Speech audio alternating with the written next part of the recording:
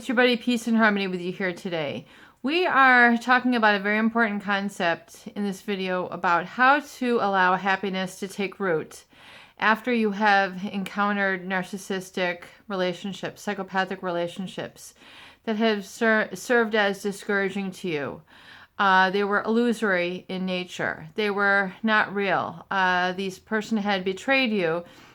The person who you thought you were in love with, the person who you thought you were married to, the person who you thought was your parent was merely just a facade. It was a false self. It was a projected mask that they had used to interact with the world. And you have really suffered at the hands of great betrayal, feeling violated, feeling resourceless, feeling powerless after encountering this sort of negative, invalidating relationship. So how do you allow happiness to take root after experiencing this? One thing that's very important to understand is that the narcissist had conditioned or programmed you to behave, think, believe in a specific way. So your beliefs and your beliefs are what you really truly feel about yourself underneath it all, underneath your thoughts, underneath your emotions, underneath your behaviors, is the seat of your self-belief. So if your belief in yourself has been frayed, if it has been damaged, if it has been annihilated, if it has been basically torn to shreds at the hands of a narcissistic or psychopathic abuser, someone who has taken advantage, someone who, by virtue of a character disorder, has a grandiose sense of self, has a grandiose set of expectations, has a perfectionist model, which they then project and hold others to, which can never, ever be attained. So in essence, you have been set up for failure. Failure, at least in their eyes. So realize that this is just the eyes of one person. And if you are assigning undue weight to this one person, then you need to recoil a little bit, step back, and realize that this is someone who you need to learn how to deal with. They have a negative energetic vibration. You have a history of experience with them that has been negative, that has caused a conflict consciousness within you, and has caused a lot of behavioral habits, self-belief habits, emotional habits, and behavioral habits which have served to become dysfunctional to you. So what is dysfunctional? Anything that is not serving or empowering to you is really dysfunctional. Creating self-doubt, creating shame, creating self-beratement, creating all this sort of negative self-talk. I don't deserve relationship. I don't deserve happiness. I don't deserve an income. I don't deserve. I'm not good enough. I'm not this. I'm not that. All the negative self-talk. These are embodied in what we call the censor. And the censor is someone who is basically a little voice in your head that says that you can't do it. It's the belief in yourself that you are less than. And it is this belief, which is the core, really the source of perhaps a lot of your dysfunctional behaviors. So it is the lack of self-belief that you can't do it that basically keeps you stifled, that keeps you stuck. I can't do it. No one is nice out there. I can't do it. It's too cold. I can't do it. I don't have enough talent. I can't do it. I don't have enough communication. I can't do it. I don't have enough experience. These are all excuses that you tend to make that are at the origin oftentimes in the lack of self-belief that has been implanted into you by a narcissistic or psychopathic abuser who has instilled that in you to keep them above you, keep you underneath and powerless, and to keep them in a position of power and you, in essence, underneath, powerless and always having to look up to them for how to live, how to feel about yourself, how to determine whether you are okay or not. You're constantly having to look up to this one individual by virtue of the conditioning and programming that they have created in a neural network within your life.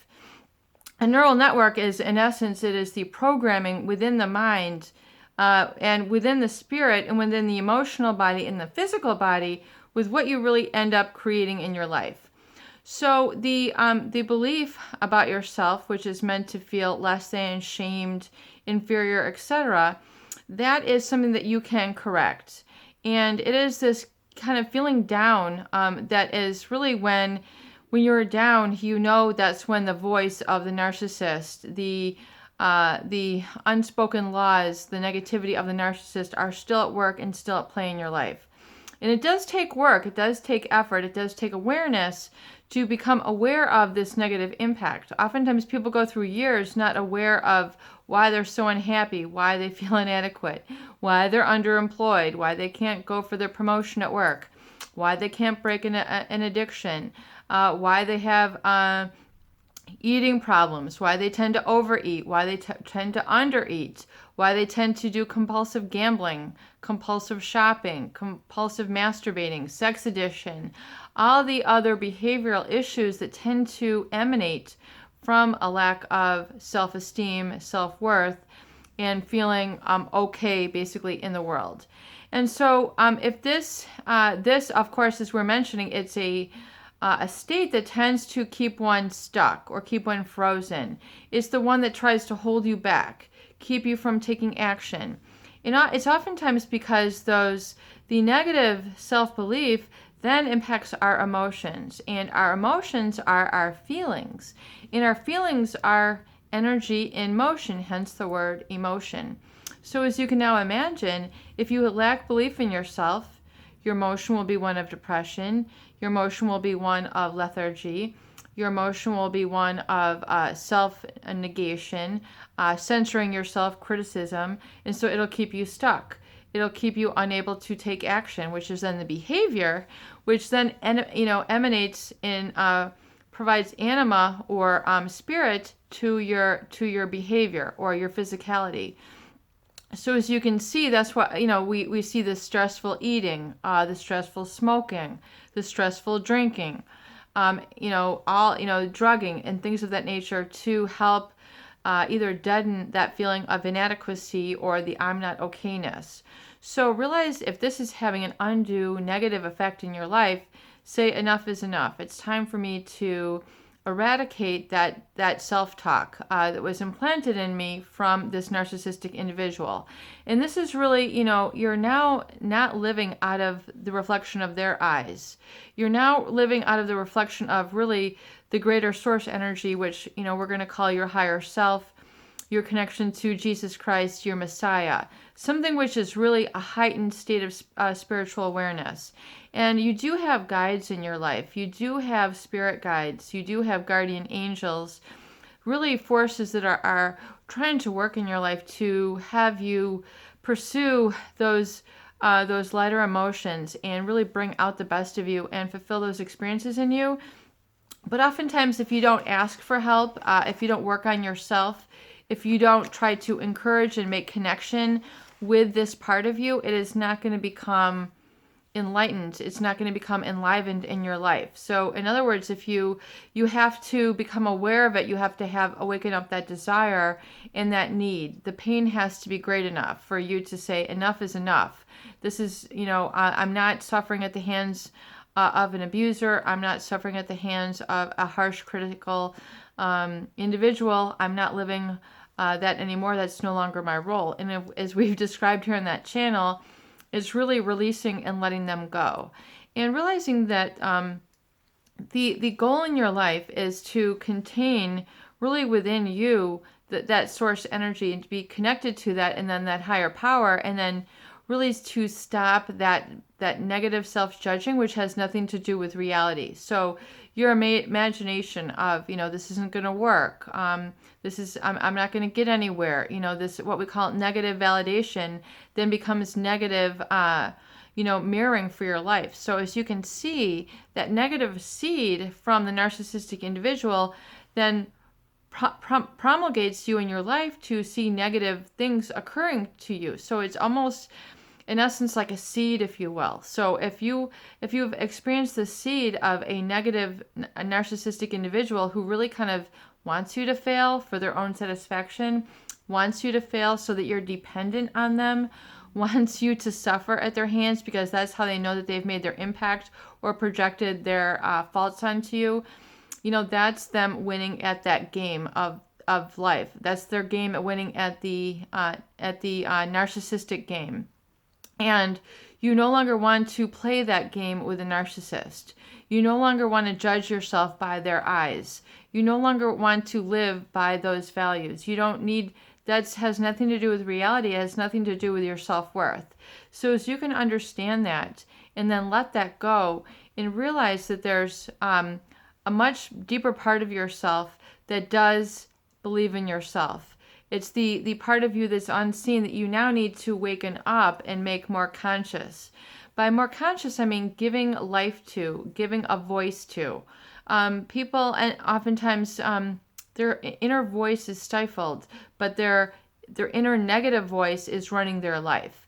So realize that oftentimes the vocalization of the affirmations is what you need to wake up that self-belief in yourself. It's the I am okay, I am connected to the God source, I am here, I am living, I am alive. I thank God for where I live. I now am in touch with the gratitude that I have in my life for all that I have now and that I've experienced and I'm going to experience. I have gratitude for the food on my table. I have gratitude for the drink in my cup. I have gratitude that I'm breathing easily. I have gratitude for the moments that I look onto higher awarenesses and I'm released from pain, be it the physical pain that you've now experienced, the emotional pain, the spiritual pain. If you can let that go and let that basically reside back in the hands of the abuser and unclaim it. It's now, you're no longer lost. You're no longer taking on their lost property, and you're releasing it and letting it go back to them. And if you just can do that by really, I think a viewer had inquired, how do you really let that go? Well, realize that if you concentrate and meditate and really focus on light, filling your very being, feeling all of your DNA, all of your cells, filling your lungs, filling your mind, filling your heart, feeling a light filling your feet, light filling your entire silhouette of your body, you'll realize that you are an energetic being, and it is this light which animates you and connects you to really life as a whole. And as you allow this to fill up your very being, you're then pushing out the negativity and you're sending it on its way. It's very much an energetic desire. And if you can push that out and then basically just give that darkness, just let the darkness know that there's no place for you here. There's no place for darkness in my life. There's no place for darkness in my spirit. There's no place for that toxicity in my realm. I'm now pushing that out away through energetic light. And as you meditate and focus on this, you then can feel the energy filling up your body, which the energy of white light, it really contains all the beautiful colors of the spectrum, even those colors which we don't see. And as you allow yourself to exist in this energy, you're pushing away the negativity, the lies, the pathology, and you're letting it go and basically putting it back to its source. So you're not allowing it into your being, into your vibration, into your spirit, and really into your subconscious. So you need to do this again and again and again. It's just like you don't wake up and then it's just not an overnight. It's a continued practice. It's a continued focus using the tools here that we discuss. As you can do that, you can let go of that negativity that tries to keep you down. That seed then becomes uprooted, and it's no longer really part of your self-belief. Your self-belief is founded in belief in yourself, and not that knowledge and knowing that you are your own entity, you're your own person, you're your own being, you have your own values, you have your own desires, and that you can go out and cultivate this and put this together in your own unique manner. So your own beliefs, your own values. The narcissist might value cars, whatever, and you don't want to get caught up in that stress. This is not about you. You take pleasure in reading a good book, or reading scripture, or reading poems, or something that is a little bit more nourishing for your spirit. Perhaps the narcissist didn't engage in these things, so it's looking for that that separation of where you exist and where the narcissist ends, and then letting them go. Very important conscious discovery for you to make. And furthermore, really reflect on that and keep your affirmations and carry that with you throughout your day. Call on a moment by moment basis into your affirmations, keeping you connected, believing in the self, believing in your happiness and fulfillment, not just in the temporary pleasure of giving into the, remember that there's a payoff oftentimes in taking the lazy route and falling prey to the narcissist. Oftentimes it's easier to feel poor about yourself and cave into their, their mask than it is to stand up for yourself. And especially if it's contrary to the abuse, you're so used to feeling less than, lower than, that you just, succumb and are seduced by those lower feelings. Sometimes it does take a little bit of work, effort, and conscious focus to really get, focus in on those feelings and that awareness and that truth, and carry that truth and call in on that truth at various moments during the day, where you see yourself slipping or falling back into feeling the inadequacy or feeling judged by the narcissist in their eyes, their standards, which have nothing to do with reality, but they have basically conditioned and programming you to feel like they were your captain, and you were rudderless, as I give the experience of being rudderless, not having your hand on the helm to direct and maneuver your life, not feeling like you had the ability, the talents, the physicality, the emotional physicality of it, the spiritual physicality, the spiritual strength, the emotional strength. Oftentimes, the narcissist wanted you to feel weak for their own purposes. They wanted you to feel destroyed. Why? Why are they so cruel? We've had a number of different videos there that have described that, but that is the narcissist game, which they are the winner and they make you the loser. So don't play the narcissist game. Don't give in to their coddling to feel less than, their hoovering back in, their seduction to feel that your life and your happiness depends on them. That is a fallacy which you need to eradicate from your consciousness and realize that, let that go back to the source. Let the narcissist play their games and instead live and really embrace your own truth, because there you will find your freedom and you'll have your ability to get in touch with your initiative, your action, your vision, those things which really promulgate your life into better experiences. Even feeling better on your day-to-day activities, you're going to experience a much lighter experience versus the heavy weightiness and judgment of a narcissistic individual. Peace and harmony with you here today. I hope these videos do help. Please share, please subscribe for more great tools, videos, discussion, and support.